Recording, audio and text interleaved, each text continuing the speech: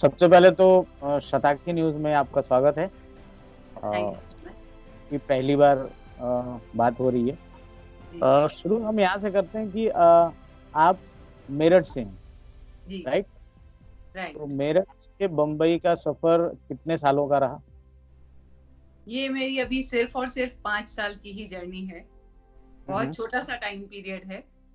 और हम्म। अभी तो एक्ट्रेस बनना चाहती हूँ, एक्ट्रेस के ए पर हूँ। पूरी कोशिशें हैं जहां तक भी मंजिलें लेकर जाएंगी। तो ये मतलब एक्टिंग में आने का ख्याल कैसे आया आपको?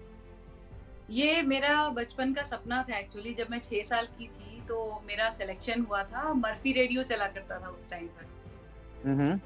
तो उस टाइम मेरा एड के लिए सिलेक्शन हुआ था, लेकिन जैसा कि हम जानते हैं कि यूपी के लोग हैं, और उस टाइम में जब मैं बहुत छोटी थी उस समय पर, तो मेरे पापा ने डायरेक्टली बोला कि हम अपनी बेटी को फिल्म इंडस्ट्री में बिल्कुल नहीं भेजेंगे। हम्म। तो सपना था बचपन से एक्ट्रेस बनने का, लेकिन वो पूरा नहीं हो पाया। पापा ने एक बार मना कर दिया, और मैं हमेशा से एक ओबीडियंट चाइल्ड थी।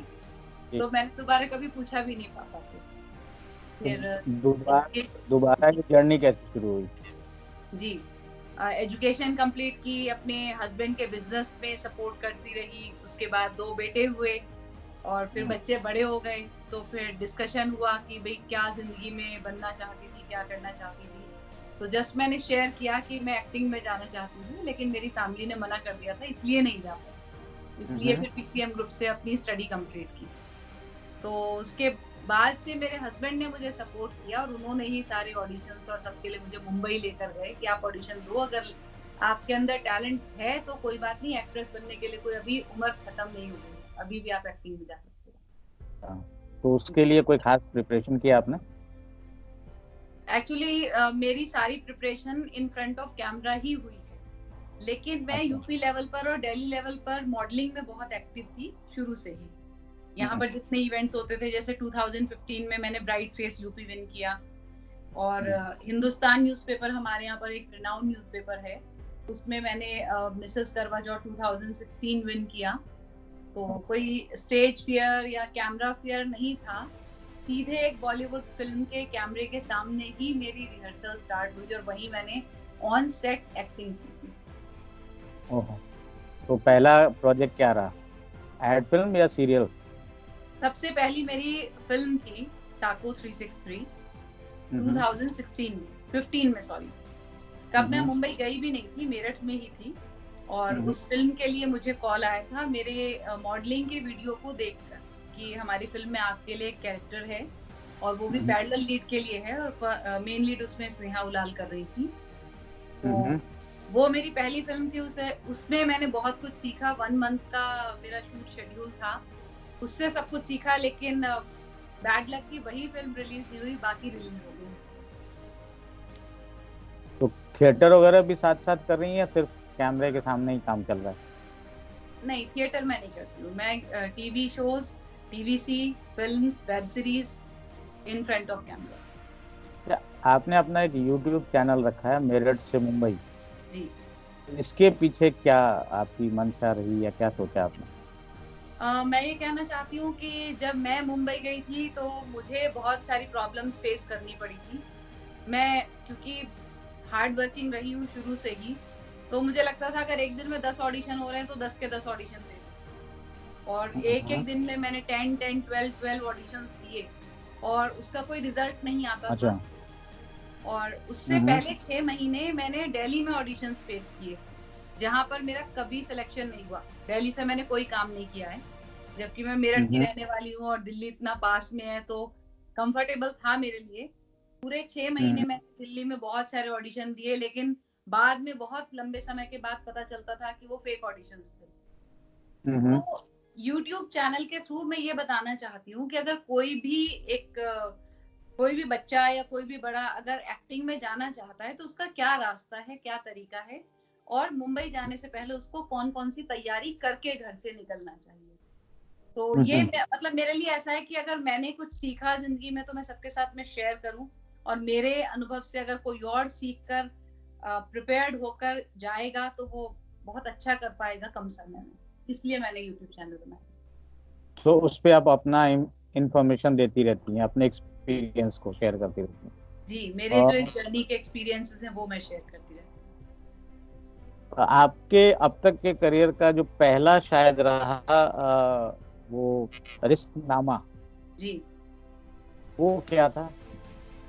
रिस्कनामा वाज अ बॉलीवुड फिल्म और 2019 में वो रिलीज हुई फिल्म, और हम्म, उसमें मैंने मेन लीड प्ले किया है, सरपंच का कैरेक्टर प्ले किया। फिल्म ने अच्छा किया बिजनेस पॉइंट ऑफ व्यू से, लेकिन हिट नहीं हुई, तो अभी एक हिट फिल्म का इंतजार है, पता नहीं क्या कौन सी। कैरेक्टर था? क्या कैरेक्टर था आपका? गांव की सरपंच का। जी, तो मतलब ये पहली फिल्म रही जिसने आपको स्टैब्लिश किया? ये मेरी पहली फिल्म एज अ लीड है। उससे पहले मैं 2 फिल्म कर चुकी थी। साको कर हम्म, चुकी थी, हसीना कर चुकी थी। अ, हम्म, साको तो रिलीज ही नहीं हुई, आज तक भी रिलीज नहीं हुई, लेकिन हसीना रिलीज हो चुकी है। हम्म। जी, तो सिर्फ आपने फिल्में की या सीरियल भी किए? मैंने फिल्म्स भी की हैं, सीरियल्स भी किए हैं, वेब सीरीज भी की हैं, ऐड भी किए हैं। तो अगर देखा जाए तो सीरियल और फिल्म में कौन सा प्रोजेक्ट रहा जो जिसने आपकी पहचान बनाई? मुझे सबसे पहले जो पहचान बनाने वाली वो फिल्म ही मिली, रिस्कनामा। मतलब मुझे हम्म, साफ-साफ फ़ील हुआ जब रिस्कनामा रिलीज़ हुई थी और अच्छा कर रही थी रिस्कनामा, उसके बाद मुझे टीवी कंटिन्यूटी मिली। उससे पहले मुझे कोई टीवी कंटिन्यूटी शो नहीं मिला था, और जैसे ही हम्म। रिस्कनामा रिलीज़ हुई थी उसके 1 मंथ के बाद ही मुझे कॉल आया था। मैंने क्रिएटिव आई का शो इश्क सुभान अल्लाह में फर्स्ट कंटिन्यूटी किया था, तो मुझे फ़िल्म से बेनिफिट मिला। अभी आपने सीरियल भी किया और फिल्म भी किया, तो बीइंग एक्ट्रेस आपको क्या लगता है कौन सा प्रोजेक्ट आपके लिए ज्यादा कंफर्टेबल रहता है? ऐसा कुछ नहीं है कि कंफर्टेबल कौन-सा ज़्यादा है, लेकिन my first love is film. मुझे फ़िल्म करना अच्छा लगता है, क्योंकि उसके लिए आपका एक प्रॉपर कैरेक्टर आपको बिल्ड करना होता है, उसके लिए बहुत अपने आप को उस कैरेक्टर में ढालना होता है। या हम ये कह सकते हैं कि अगर आपकी फ़िल्म पूरी 1 एंड हाफ मंथ में शूट हो रही है, तो आपको उसी कैरेक्टर में रहकर उसको जीना होता है। तो वो जो उसकी प्रिपरेशन है, उसकी जो तैयारी है, वो मेरा फर्स्ट लव है, अगर एक्टिंग के पार्ट पर बात की जाए। But otherwise I love to do TV serials also. Ishq Subhan अल्लाह बहुत अच्छा शो रहा, उसके बाद मैंने किया इश्कबाज एंड जात ना पूछो प्रेम की। जात ना पूछो प्रेम की जो कैरेक्टर था Sharmila Mishra, that was also very nice character, और वो भी मेरे दिल के बहुत करीब है। बेसिकली लोग कहते हैं कि एक्ट्रेस के लिए या एक्टर के लिए इमेज बहुत मायने रखता है। जी, तो आपने कभी उस बारे में सोचा कि आपकी इमेज या किसी पर्टिकुलर कैरेक्टर को लेकर के आप आगे बढ़ें? मैं उस कैरेक्टर को लेकर ही मुंबई तक गई थी, और मैं आपके साथ एक छोटा सा एक्सपीरियंस शेयर करती हूँ। जब मैं अपने डायरेक्टर विक्की रानावत सर से मिलने के लिए गई थी हसीना फिल्म को लेकर, मेरी पहली फिल्म को लेकर, तो मेरे एज ग्रुप में उनकी फ़िल्म में कोई कैरेक्टर नहीं था। तो उन्होंने पूछा कि आप किस तरह के कैरेक्टर करना चाहती हैं? तो मैंने बोला कि मैं मदर कैरेक्टर प्ले करना चाहूँगी अगर आपकी फ़िल्म में है तो। तो उन्होंने मुझसे सीधा क्वेश्चन किया कि आप अपनी पहली फ़िल्म के लिए मुझसे मिल रहे हो, मीटिंग कर रहे हो और मदर कैरेक्टर की बात कर रहे हो, तो क्यों अभी से मदर कैरेक्टर क्यों डिसाइड किया आपने? मदर कैरेक्टर करने के लिए तो पूरी लाइफ़ बाकी है। तो मैंने उन्हें यही बोला था कि मैं मेरठ से आई ही ये सोचकर हूँ, जैसे रीमा लागू जी थी, वो हर बड़े सुपरस्टार की मदर बनी हम्म, फिल्म हम्म, से। तो ऐसे ही हम्म, मुझे जो अपना लगता है जो मैं बेस्ट प्ले कर सकती हूँ, मैं इमोशनल कैरेक्टर्स में बेस्ट कर सकती हूँ। तो इसलिए मुझे मदर कैरेक्टर में एस्टैब्लिश होना है, और मेरा ड्रीम रोल जो है वो भी बाहुबली फ़िल्म में जो मदर प्ले किया था, शिवगामी हम्म, देवी, वो मेरा ड्रीम रोल है। मतलब हम्म। ड्रीम रोल भी मदर कैरेक्टर ही है। तो I love to act being mother. नहीं, नॉर्मली ऐसा होता है कि एक एक्टर को एक अपने ट्रेंड सेट करके चलने पड़ते हैं। या अभी मदर की अगर आप बात कीजिए तो मदर बहुत सारी मदर हैं, स्टार मदर हैं।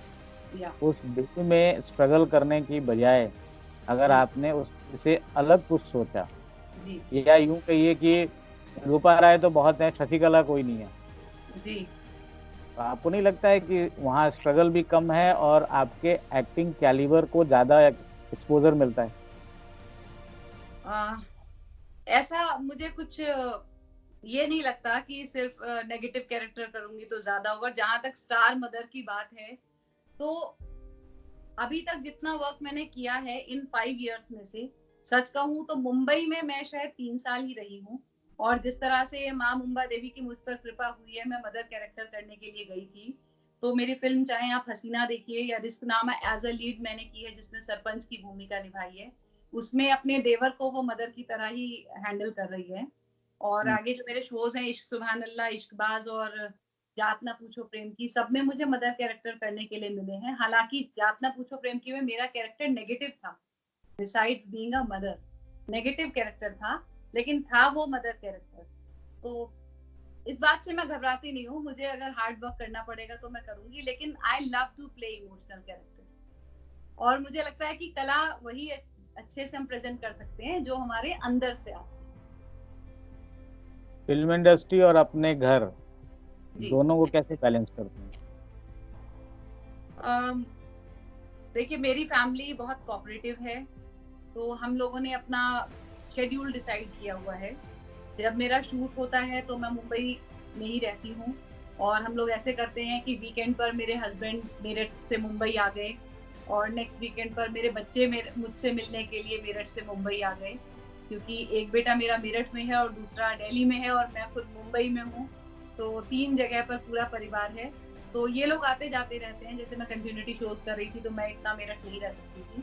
तो वो हम लोगों ने पहले सोचा हुआ है कि फैमिली को साथ में लेकर चलना है, चाहे लाइफ में कितना भी हम लोग कोई भी काम करें, तो वो हम इस तरह से कोऑर्डिनेट करते हैं। आपके फादर-मदर को अब कैसा लगता है आपका ये देख के? मेरे पापा अक्सर बोलते हैं, जब मीडिया में मैं ये बात बता देती हूँ कि बचपन में मेरे पापा ने नहीं भेजा था इंडस्ट्री में, तो आज भी वो बहुत कहते हैं, "अच्छा तूने बता दिया? क्यों बता दिया?"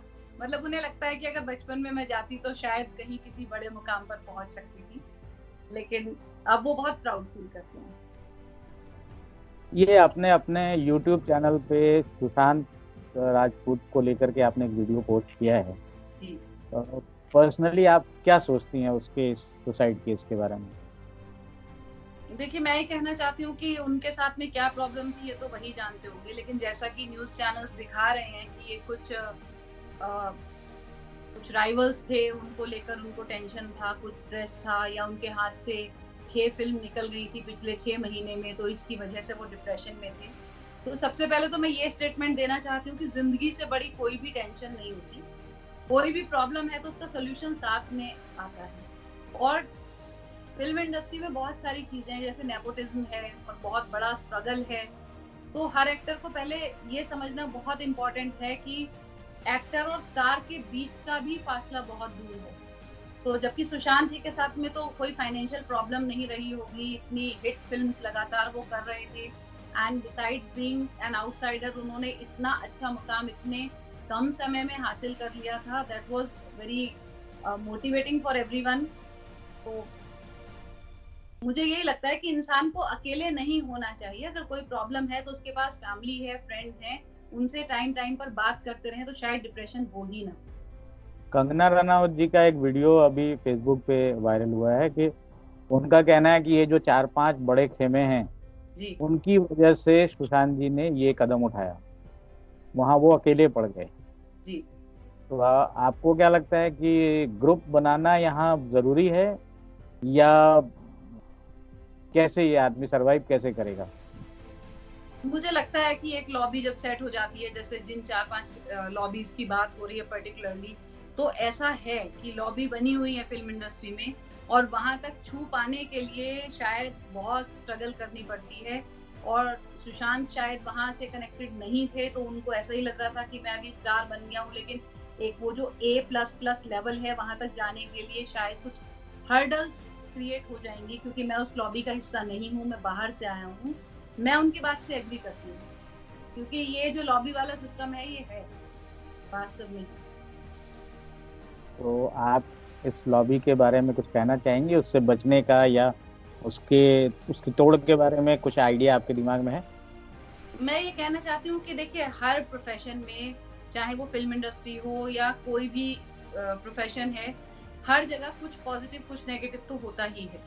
अब बात अगर हम उस लॉबी की कर रहे हैं, तो ये भी सही है, और ये भी सही है कि जैसे रणवीर सिंह हैं, उन्होंने अपने आप आकर इंडस्ट्री में अपना एक मुकाम हासिल किया है, या नवाज़ुद्दीन सिद्दीकी हैं, या इरफ़ान खान हैं, जो लोग बिल्कुल आउटसाइडर थे, उन्होंने भी अपना एक मुकाम हासिल किया है। तो अगर मेहनत करते रहेंगे और पब्लिक का प्यार मिलता रहेगा, अच्छा हम लोग एक्ट करते रहेंगे, अपने वर्क पर फोकस करते रहेंगे, तो फिर ऐसा शायद नहीं होगा कि कोई एक अलग लॉबी है और उसके थ्रू एक्टर्स को काम ना मिले। एक ना एक दिन तो उन्हें इस चीज़ को एक्सेप्ट करना ही पड़ेगा। लॉकडाउन के इस समय में जहाँ पे फुर्सत ही फुर्सत थी, जी। इसका सही इस्तेमाल आपकी नज़र में कैसे हुआ? ये आप कह रहे हैं कि फुर्सत ही फुर्सत थी, लेकिन मेरे लिए ये लॉकडाउन वाला जो टाइम है, ये टफेस्ट टाइम रहा है। मतलब डैम बिज़ी, मैं अपनी ज़िंदगी में इतना बिज़ी कभी नहीं रही हूँ। क्योंकि हम्म। लॉकडाउन होते ही एक तो हम लोग कुक को और हेल्पिंग हैंड्स को नहीं बुला सकते थे घर में। तो हम्म। पूरी अपनी तक अभी तक की लाइफ में मैंने पहली बार एक हाउसवाइफ का रोल भी प्ले किया। मुझे समझ में अच्छा। आया कि घर के काम कैसे होते हैं, क्योंकि शुरू से किसी न किसी प्रोफेशन में थी, तो कभी घर का कुछ काम किया ही नहीं। तो मैंने खाना बनाना सीखा इसमें अच्छा। ब्रेकफास्ट, लंच, डिनर एंड घर के सारे काम किए। उसके अलावा क्योंकि ऑनलाइन ऑडिशंस चल रहे हैं, तो वो ऑडिशंस भी दिए। और मैं सोशल मीडिया पर काफ़ी एक्टिव रहती हूँ, कोशिश करती हूँ कि अगर मेरी बातों से कोई मोटिवेट हो सकता है तो मैं वो करूँ। मैंने अपने लाइव सेशंस कंडक्ट किए बीच-बीच में हम्म। और यूट्यूब चैनल स्टार्ट किया। लाइव सेशंस से ही मुझे मोटिवेशन मिला कि लोगों को मेरी बातें पसंद आ रही हैं, वास्तव में वो सीखना चाहते हैं, विलिंग हैं सीखने के लिए। तो उसी से मोटिवेट होकर मैंने अपना यूट्यूब चैनल बनाया और दोनों बेटे भी साथ में हैं, तो उनको भी गाइड किया कि आगे लाइफ में किस तरह से क्या स्ट्रगल्स होती हैं, कैसे मेंटेन करना है। तो मेरे लिए बहुत बिज़ी शेड्यूल था, लेकिन अच्छा टाइम था क्योंकि फैमिली के साथ में हूँ। कोई प्रोग्राम कंफर्म हुआ लॉकडाउन के बाद शुरू होने का? अभी मेरी जो फ़िल्म मैं बीच में छोड़कर आई थी, मैंने एक रिसेंट फ़िल्म का शूट किया है, सुल्तान मिर्ज़ा। उसका हम्म। फर्स्ट शेड्यूल हम लोग मुंबई में कंप्लीट कर चुके हैं और सेकंड शेड्यूल लखनऊ में होना था और बीच में ये लॉकडाउन आ गया। तो हम्म। वो अभी होल्ड पर थी। तो बात हुई थी अभी प्रोड्यूसर जो हैं हमारे कि जुलाई में हम लोग स्टार्ट करें। लेट्स सी कि क्या कंडीशंस रहती हैं, उस पर डिपेंड करेगा। अदरवाइज़ सुल्तान मिर्ज़ा और मेरा जो अपकमिंग शो है स्टार प्लस शो अनुपमा, वो 2 शूट मेरे शेड्यूल में हैं। चलिए, आपसे बात करके अच्छा लगा। अब एक बात जो आपने पॉजिटिविटी की है, जी। तो शताक्षी न्यूज़ के माध्यम से आप पब्लिक को कुछ कहना चाहेंगी? Ji, I just want to appreciate Satakshi News Channel that you people are doing a great job, that you are, forwarding the message through all the talents. क्योंकि क्या होता है कि जैसे आज मुझे अभी 5 साल ही हुए हैं सीखते हुए, तो वो भी हैं जिन्हें 5 महीने हुए हैं, तो उन्हें अभी उतना भी सीखना है। और कुछ लोग वहाँ पर हैं जिनको 50 साल हो चुके हैं, मैं उनसे सीख रही हूँ। तो सताक्षी न्यूज़ ने ये जो एक टॉप किया है, होस्ट किया है, इसके थ्रू ज़रूर सबको कुछ ना कुछ सीखने के लिए मिलेगा। तो I really appreciate this step of Satakshi news and obviously your. Thank you. आपका बहुत बहुत शुक्रिया, आपसे बात करके अच्छा लगा। आगे फिर हम मिलते रहेंगे, तब तक के जी, लिए धन्यवाद। जी। नमस्कार। Wish you all the very best. नमस्कार।